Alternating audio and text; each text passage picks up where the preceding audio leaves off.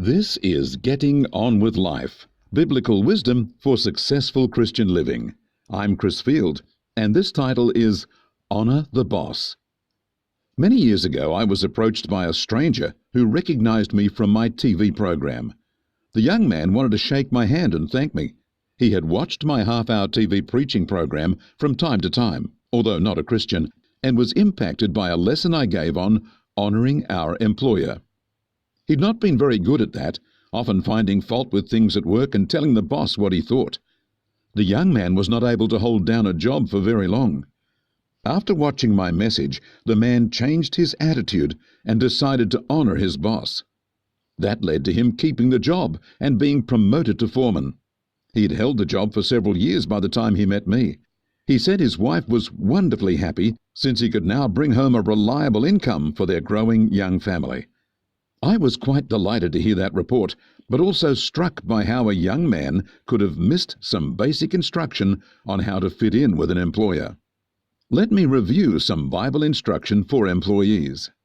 In 1 Peter chapter 2 verse 18 it says, "Submit to your masters, or your bosses, with all respect, not only to those who are good and considerate, but also to those who are harsh." And in 1 Timothy chapter 6 verse 1, "Consider your masters worthy of full respect, so that God's name and our teaching may not be slandered." In Ephesians 6:5 it says, "Obey your earthly masters with respect and fear, and sincerity of heart, as if you were obeying Christ." I like that last suggestion about serving our masters as if we are serving the Lord. That is amplified in Paul's letter to the church in Colossae. In Colossians chapter 3, verses 23 and 24, it says, "Whatever you do, do it heartily, as to the Lord, and not to men, knowing that you will receive the reward of the inheritance from the Lord, for you serve the Lord Christ." The attitude we are to have toward our boss at work is the same attitude we are to have in all we do, doing things as if doing them for Christ, not for the boss or for ourselves. With that attitude, our work becomes a form of worship. Imagine a situation where work has become very unpleasant, and most people are grumbling. If you grumble too, then you are just like everyone else. But if you can say to yourself, "I don't like this, but I will do my best as an act of worship to God," you will live entirely differently to everyone else. A disclaimer is that being asked to do something immoral or illegal is excluded, because Christ would never ask us to do that.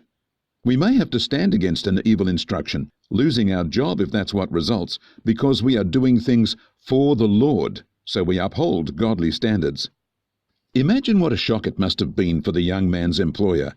The young man's attitude was arrogant and prideful, disrespecting his boss. After taking God's word to heart, he stopped being arrogant about his opinions and submitted to what the boss thought was best, even if he thought he could do it a better way. And he gave the boss respect. It's no wonder he kept the job and was promoted. We have many bosses or masters over our lifespan, from parents to teachers, lecturers, trainers, club leaders, team captains, employers, church leaders, tutors, and so on. We are to give each one our dutiful service, as if we are serving Christ. That sounds a nice thought, but it can be very difficult in practice. Many a child resents the decisions of their parents. Many a wife resents her husband's leadership. Many a student scorns the teacher. Many a club or team member resents how they are treated in that group. In our day, there's a strong draw to being individuals, having things as we want them, doing our own thing, speaking up for ourselves, pushing back against those who impose on us, and so on. That cultural value, however, means we can easily disrespect those in authority in our lives and end up being arrogant and self-serving. Christ wants to save you from that by emphasizing your submission to Him, by submitting to and giving honor to all those who are placed over you. Honor the boss, whatever form of boss you have, from parent to husband to leader, and you are honoring Christ. Dishonor your boss, and you are dishonoring Christ, because how you respond to them reflects how you respond to Christ and God.